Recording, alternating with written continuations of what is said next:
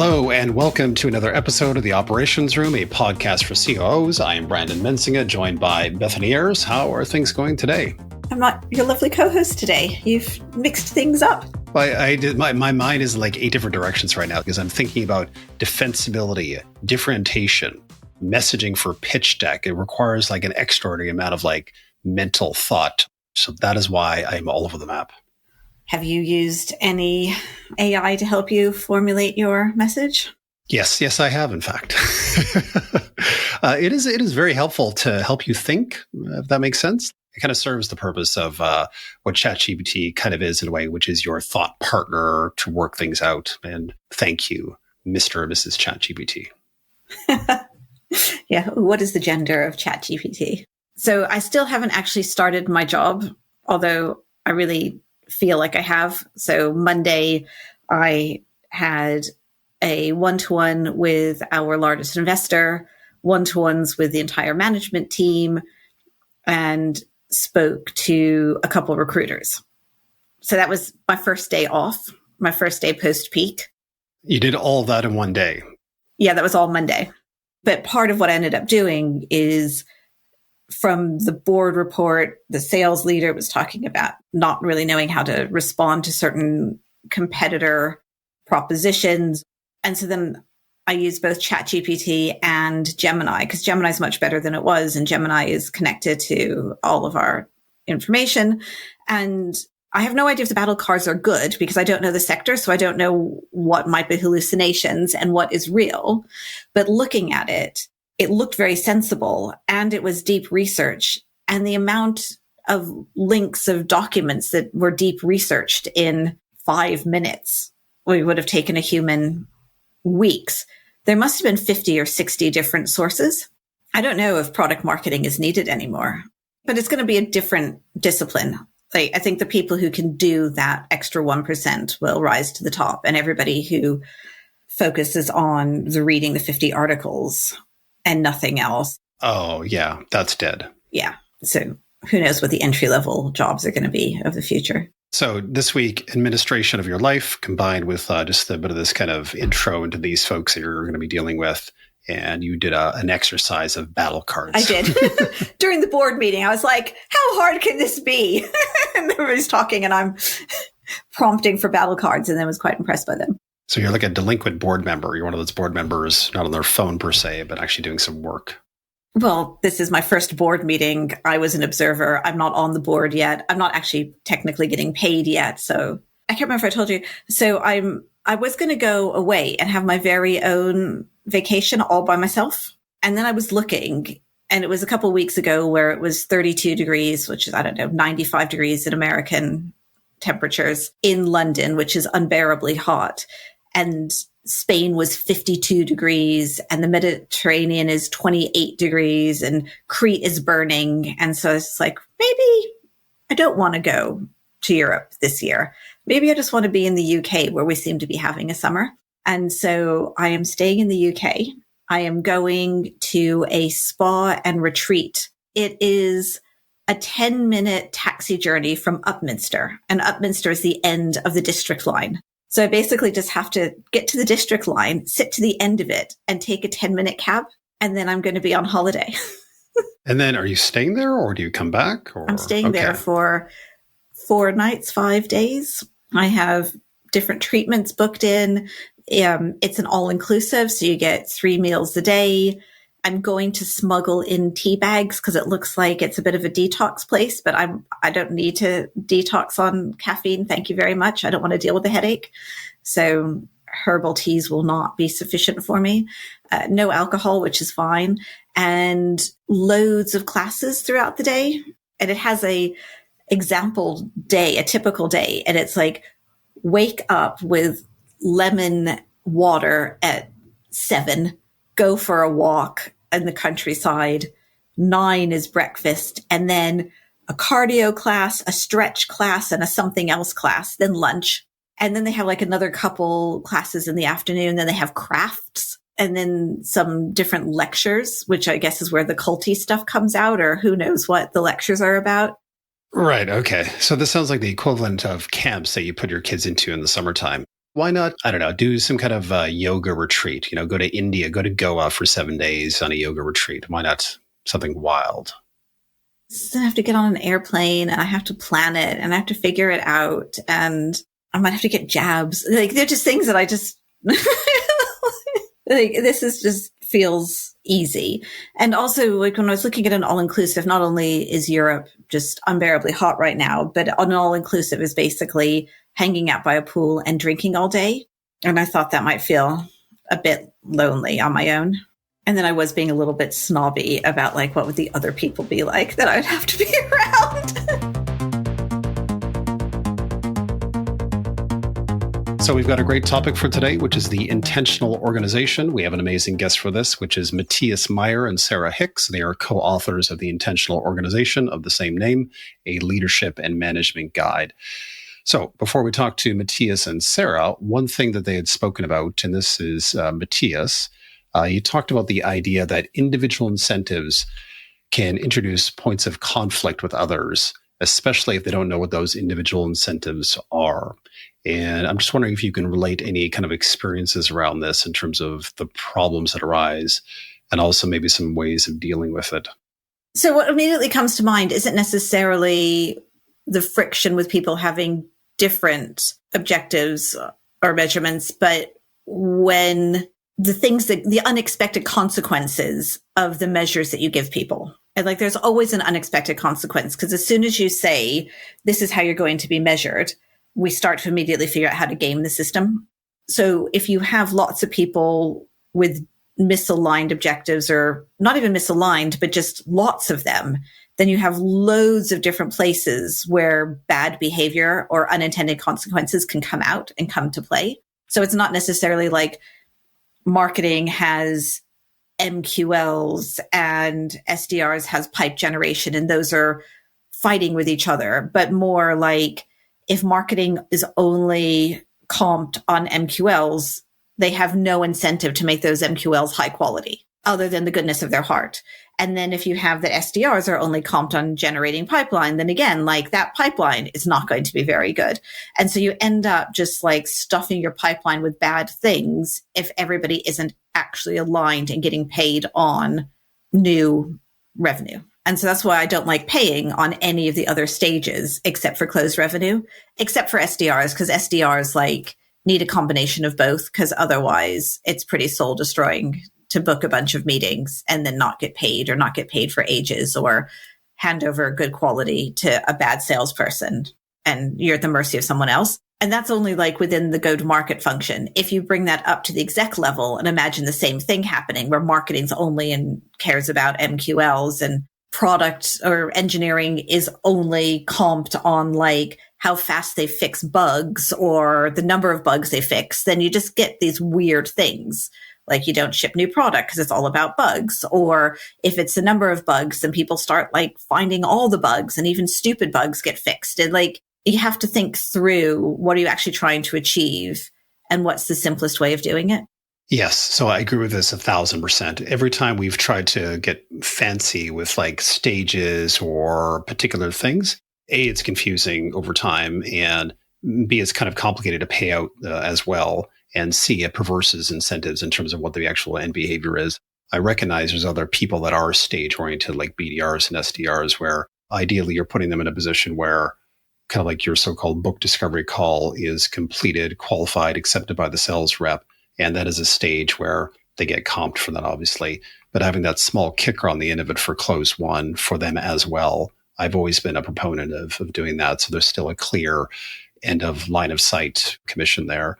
I think on the leadership team, same thing. I'm a huge fan of like, I think we've talked about this previously, where you have a single end goal that the team is trying to get to, the end of year ARR number or something like that. You're all incentivized with a bonus for exactly the same thing. And that's clear across the group as well. And you're all pulling for that same thing. Yeah, I agree. And for everything except for sales, I feel like it's fairly easy to game out. Like with a bit of imagination, you can figure it out. What I'm amazed by every single year is how good salespeople are at figuring out their commission and their path through as quickly as possible with basically the wrong behaviors. And I swear every year I'm like, no, I have learned, and let me figure this out and let me talk it through. And what are the loopholes and how could it possibly go wrong? And spend weeks and show it to loads of people. And does it, and it all makes sense. And then within 5 minutes of being with the sales team, somebody will raise their hand and be like, if I do this, this, and this, does that mean that I earn? And then you're like, yes, that's totally not what we wanted you to do. And if you churn all of your customers, but in a particular way, like you're going to double your commission and then either have to go back or just take it if like the chance is low. But I'm always amazed at good salespeople are at this. Like they can't figure out how to use a spreadsheet. They use a calculator and use a spreadsheet as a table. And yet in their brain, you show them a commission plan and they can figure it out in microseconds. Matthias also talked about meeting culture, the meeting culture that seems to be in every company on the planet and complained about very aggressively at all times, and what to do about it. So when it comes to meeting culture, what do you figure? What's your take on this in terms of doing useful things? I think the problem is more the standing meetings where people have forgotten why the standing meeting's there, and then they still go to it, and there's no point anymore. One of the things that we used to do at Peak was part of the agenda of a standing agenda is, do we still need this meeting? And just get rid of meetings when we don't need them anymore. And when we do the team canvases at the start of how do we work together as a team? What's the point of the team? One of the questions, like, what's the outcome of the team? What does success look like? And how do we disband, or when do we disband? So at least there's always this thinking, does this meeting need to go on forever? Or can we do it in 3 weeks and then just stop? I remember this very distinctly. One of the leaders of the business had this bright idea that we should just cancel all meetings. Let's just go into Google, kill every meeting that's there and force people to reset their meetings, basically.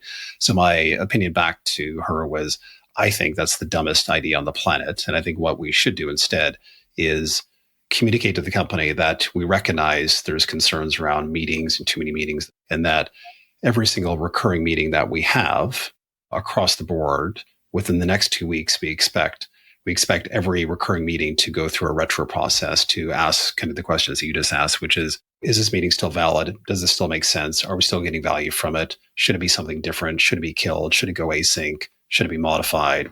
That approach was good. And I think it culturally set the company on a slightly new path, in the sense that it was a bit of a recognition that retros in a meeting form actually can be quite useful.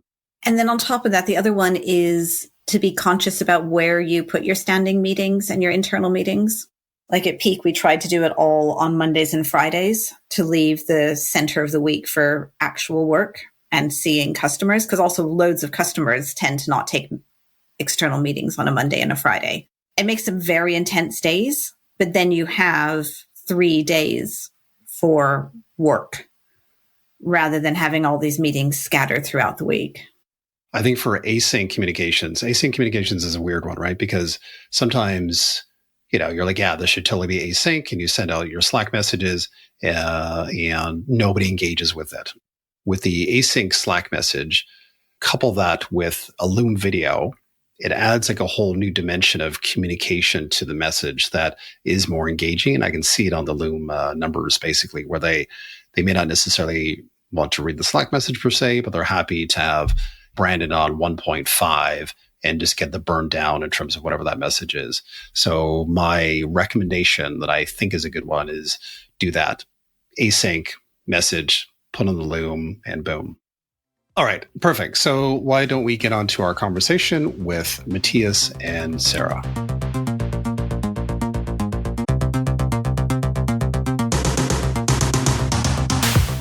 We are revving up the engine of the podcast and looking for a great brand to sponsor the show. We have over 7,000 listeners now across COOs, CEOs, founders, and operational professionals who are decision makers for all kinds of technology, including HR, planning, strategy, legal, and other tools. It's Beth here. I just wanted to thank you for listening to the podcast, and we'd love to keep it going, but we're going to need to get some sponsors in order to do that. So if you work at a company that could benefit from speaking to listeners like you, or know of a company that might benefit, please send them our way. To find out more, go to operationsroom.co/sponsorship. That is operationsroom.co/sponsorship.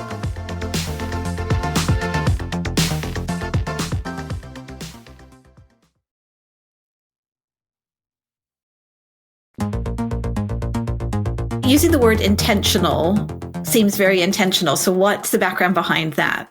There's an interesting meta level at this. I was actually just thinking about the word intentional on this, which I find resonates with people a lot when they hear it or see it written out, like the intentional organization. It's like, oh yes, it's about, not leaving things up to chance or not leaving as much as you can up to random things. It's about sweating the small stuff. It's about caring about some or as many as possible of those little details. In a growing startup and a scaling company, you might gloss over.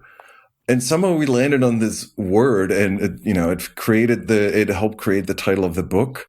It's the name of our company, and it's also kind of the spirit that we want to imbue in our clients. And, as they think about their companies, it's not just leaving things up to random chance, like not leaving conflicts unaddressed, hoping they will, resolve themselves, for example, or not leaving teams in the hope or in the illusion that they can make their own decisions.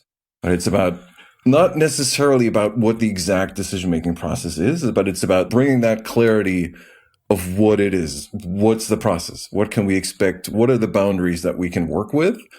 And, what are all of the artifacts that can go into this decision-making? So if you had to look at a Series A company, what's like the one or two top of mind elements that we should be thinking about and unglossing, as it were? We see a lot of early stage startups jump into putting together OKRs. Let's just go straight to OKRs. Oh, the OKRs. Here we go. And you kind of unpack it, and let's just be clear, like unglossing that OKRs don't replace strategy. So what's happening often is that we see is that the underlying direction isn't clear, and OKRs won't fix that. And so everyone's glossing over busy. We have these lists, we have these tasks, these features, we're doing these things, but our overall vision and direction and strategy might be a little bit murky. Matthias and I had this issue at our company. We tried to implement a North Star metric. We tried to implement, some KPIs, and we just weren't ready for it. We weren't mature enough as an organization, and we kind of glossed over an important thing, which is we needed to step back and do the hard work of vision and strategy. So that's a big one, I think, that I see often and have been guilty of in my own work. You've just covered everything that's hard about business, between OKRs, do they work? What's a vision? What's a strategy? So why don't we start with, what do you mean by strategy? When I think about strategy, I think about a very simple document. I don't think about, something that is pages and pages that everyone then needs to these days feed into ChatGPT to understand and get the gist of. I think about something that is simple, outlines a set of, well, not exactly objectives, maybe priorities or focus areas that determine the focus of the team for maybe 12 to 18 months, right? It's a longer term horizon for me, in my definition, that I don't need to touch very often. It talks a little bit about what changes might need to happen in the organization to support those, whatever those goals are, or you're not supposed to use the word goals. And when talking about strategy, whatever your focus areas are, it laid out in that strategy, and, maybe comes up with a few supporting processes. It outlines the challenges and the risks. I like, in some ways, the simplicity of good strategy, bad strategy. It doesn't overthink it too much, even though, the book is long, but you can boil down the framework to maybe, a 1 or 2 pager. I think strategy has the tendency to be overthought and to be overdone, just like vision and mission statements. Like for me, one of the things that when we started working together, I started putting together one that was specifically for the engineering organization.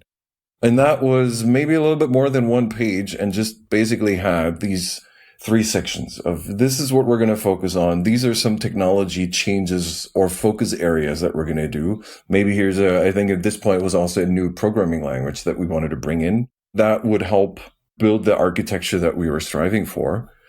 And then, some focus areas, like for the engineering department, I wanted that entire organization to focus more on continuous integration and continuous delivery practices. So it was just made explicit in there. There were no specifics about how that might actually happen. That was then a much longer process, taking it from, almost from month to month, quarter to quarter, to improve the team, getting the team from shipping quarterly releases to shipping every other week.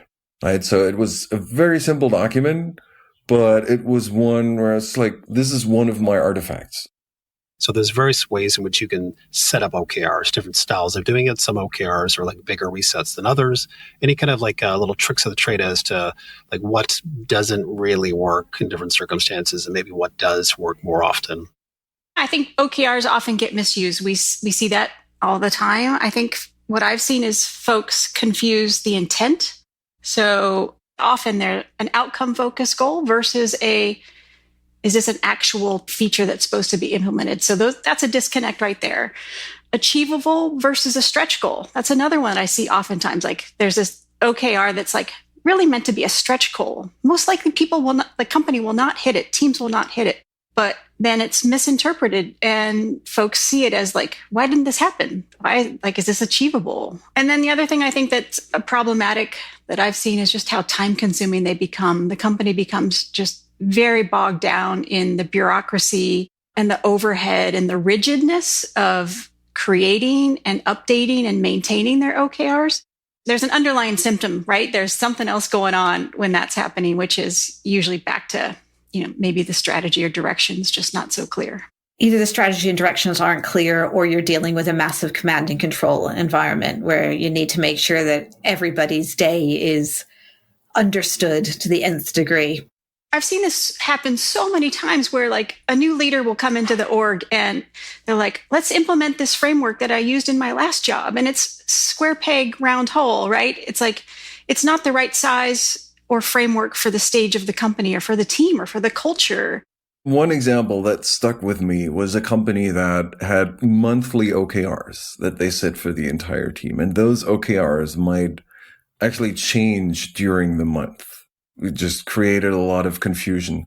But in some ways, it turned into more of a command and control structure for a very, very small company where the founders could just change their minds, whatever they wanted to focus, whatever they wanted the team to focus on a whim without really having to give explanations or reasoning why they would be doing that.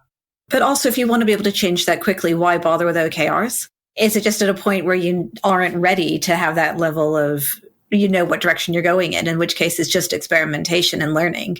That's right. Then just set priorities for 2 weeks, and you're then just set them again. It's called a sprint. Yeah. Probably more appropriate for that. But yes, of course, they had a combination of both. OKRs offer a golden path, something that is shiny, a quick solution to something that isn't easily solved. And I think, Beth, in one of the episodes, you had mentioned that you have yet to find something as simple as setting 3 priorities. I think that's the benefit I can extract from OKRs. If it leads people to actually concluding these are our 3 priorities and this is what we're going to focus on, or we're going to cut out the rest, that's great for me. But then you also don't need the entire framework. And you don't need the cascading. I've learned that I like OKRs, but I only like them at a company level and do not like the cascading. So I think as a company to explain, this is where we get into, is it a strategy? Is it a direction? Whatever, what's the priorities? But to explain where we're going for the year and then how we're going to get there each quarter for the company, that works quite well for me. To A, figure out, and B, to have some level of certainty that whatever it is you're doing, whatever your individual or team OKR is, that it actually contributes something meaningful or something visible to whatever the top level OKR is. And just the time it takes to administer it is just unnecessary. So what do you think about MBOs? Management by Objectives for any of our listeners. That's what it stands for, but it's basically either rating people based on what they achieve via MBOs, but more often it's paying their variable as an element of what percentage of something that's not revenue they contributed. I'm not a fan, I'll just say. I've not seen it implemented well. I've seen it get used as a weapon. And ideally, you want to add clarity, right? Reduce confusion. And they should be inclusive. They should be fair. And they should be flexible and adaptable. And I too often see the same thing with OKRs as I see with MBOs, which is they just become these like, got to do it this way. These rigid structures don't really account for the cultures and humanness of teams. I worry whenever something like this, OKRs can be used almost in the exact same way. When some monetary incentivization is broken down on a team or even an individual level. I think the further up you go, the more useful it can be. But as you break it down, say, as, one individual's variable is depending on, certain achievements or, meeting those objectives, it gets harder and harder to actually measure in a meaningful way the impact on whatever the larger objectives are. More on the individual level, I think the individual incentivization just generally worries me. Like when someone is incentivized or even a team is incentivized on something different than another team, in some ways there's an instant, immediate clash for me of what is important to each of these teams. And I think there's a stretch into, bonus structures in this. Basically a similar thing, or if not the same thing, but with a different name. That's what I'm always worried about. I mean, we've also experienced where this level of incentivization can just lead almost an entire organization astray. Like if someone on the sales side is incentivized, even just on their own, like they are incentivized and nobody else is, that's an instant point of conflict for me, because however they're incentivized, they will do whatever they can to meet whatever the objective is, to get that monetary benefit. And there's nothing worse as a leader of the business when other leaders of the business have MBOs or special incentives that you're not aware of, and it ends up skewing their behavior, and you have no idea why they're doing what they're doing. You're like, what is going on? Like, why is Bethany doing this?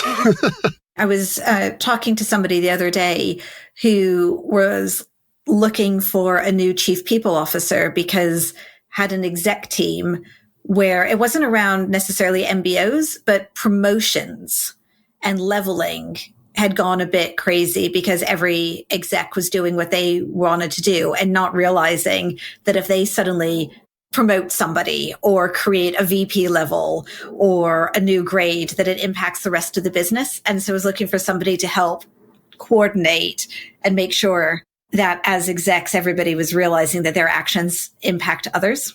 I think that's part of the other thing is where when you have objectives that are maybe either on the individual or on the team level, but you are, and that's just nature of working in a company, working in a large group of people, you are depending on the work of others to be successful.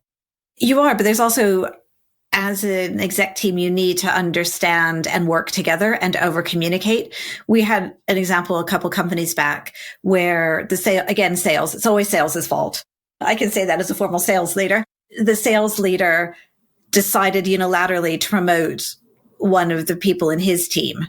And that created such a ripple effect across all of our teams. Because if X gets to be a VP now, I've been around longer and I'm better than X. And why am I not a VP? And we just had this overnight grade inflation across about 4 departments. And here I'm curious about your experience. What makes a great leadership team, as they over communicate? In this specific scenario, what would have been the ideal thing to happen? This person wanted to promote a new person to a VP. What would have been the ideal? We didn't have a particularly strong chief people officer. We had an HR leader, but not necessarily somebody who's owning the people strategy. So we didn't have clear promotion times and processes. And so the sales leader in some ways was forcing the issue because he wanted to be able to promote his person and he doesn't want to lose that person because the rest of the organization doesn't have the structure in place. And I have a lot of sympathy for that. So if there's missing structure to make it easy for promotions, I understand the decision he made. I guess my preference would have been for him to surface it in a leadership meeting, explain that he doesn't want to lose somebody, would like to have a promotion. How do we do this? And how do we structure promotions across the board? One of the last things I led before I left the corporate world was calibrations and end of year performance management for all of design and all of product. So hundreds of, employees across these orgs, and a very well-structured process, like mid-year reviews, end-of-year reviews, calibrations, used differently depending on who your manager was or who your team was. And I think, Beth, just like you're saying, we spent hours upon hours upon hours in meetings doing calibrations and having those discussions. And it was still an incredibly imperfect process. And it's people, right? Like that's why it's for people and emotions and people's careers and advocating for your team. And you're doing that in front of your peers, in front of other leaders. It's lots of communication challenges. And often the process is just too complex. The two pain points in organizations generally are OKRs and performance management.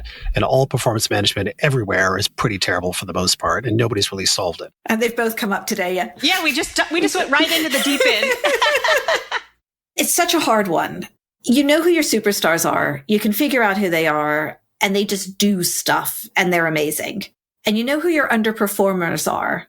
And then you kind of have these buckets of almost good, like definitely not obviously underperforming, doing well enough, but they're not, like you can just tell they're not trying hard, or they are trying hard, but they're just not quite there. And then you have the bucket next to them where they're like getting it, but they're not a superstar. And pretty much everybody's in that, whether you're scientific about it or not. And then it's like, how many of those buckets can you afford to carry? And you want to get rid of your underperformers, definitely. You can't make an entire business of superstars, or maybe you can. And, with that talent density, you have to make a decision if you want to. But the real question seems to be like, well, let's just say where there's 4 buckets and you have your 1s who are leaving and you have your 4s who are your superstars. You need to keep your 3s because some of them will be 4s and you can't find only 4s. And then what do you do with your 3s? And that ends up being, you do something with your 3s when you're running out of money. And if you're growing fast, you accept them. But do you need an entire fancy process to discover those? Or do you actually, in the size of organizations that we're talking about, or even managers can just gut feel it? They know who they are. But then you have the thing of like the personality clash between the manager and the person in their team. But then if they hired the person in their team, is that their fault as well? I don't know. It makes total sense. And obviously it's so complicated, right? Like what's the size of the organization, where they are in their funding cycle and their revenue cycle, where are they at with their growth, all those things. And then, those 3s that we're talking about, can you tolerate them? I think that was a really great question. It's like, well, it's also going to be inconsistent because you're going to have different people who manage differently, who perceive performance differently. And so I think the magic in there is you've got to do the work in there. And again, the work can be really lightweight in a small company, smaller company, lower risk. In a larger company, you want to have a little bit more structure to that process to try to, normalize and kind of get a fair and transparent process. It's tricky. I think gut feeling on its own can lead you somewhere. It also can lead you astray. What in your team, how do you know this person's not performing? Right? Like, what are like 3 or 4 examples that you can give me? And then also subsequently them, that they can understand where they are not performing. Facts. And they should be facts. Facts. Yeah. They should be observable facts. Yes. And not, necessarily gut feelings. And that is some of the challenge, turning that gut feeling into more observable facts. Right. I think when you have those observable facts and maybe ideally some definition of performance that the person who is not performing also understands and is somehow bought into, whether it's just through an explicit commitment or it's just company policy, you spell those out for them. And then at least you can start having a discussion. Right. It's not the first step doesn't need to be, well, I have a gut feeling they're not performing. They need to go. But it's more, okay, I have a gut feeling. How can I find out more about what my gut feeling is telling me? Then can I either discuss this with somebody else, either with my boss who's more experienced or directly with that person, ideally? And then is there a shared understanding of that this is what the current status quo is? And then is there a path where they could be improving, that they could see themselves improving, where we said, you give them a new project to try out or whatever? Right? At least offering them an opportunity based on observable facts, because if there's observable facts, then they also might have a better understanding of where they are and where they need to be. We come back to the word intentional. That's what I think about when I think about performance. But what else springs to mind as we're glossing over that we need to tackle? People just seem to be spending a lot of time in meetings, and the meetings just proliferate as the company grows, and nobody's really talking about it. People are frustrated by it. It is a thing of complaints, but somehow there's an automated thing where just as these companies will adopt OKRs, they will also just let meetings proliferate, right? And then these meetings have very little structure to it. They have very little preparation, but people still show up because the meeting is on the calendar. And I just keep seeing this over and over and over again. And I'm just intrigued by it because, I know a good meeting can be a very great thing. It can be very useful. Everybody can leave that meeting and feeling really good about having made a decision, just having pushed something forward together. But more often than not, I don't find that to be the case. I think we've all seen, meeting cultures gone awry where meetings are just happening for meeting's sake. And it's kind of a status symbol to see who's invited or who shows up. Take a moment before you jump into solving everything with a meeting.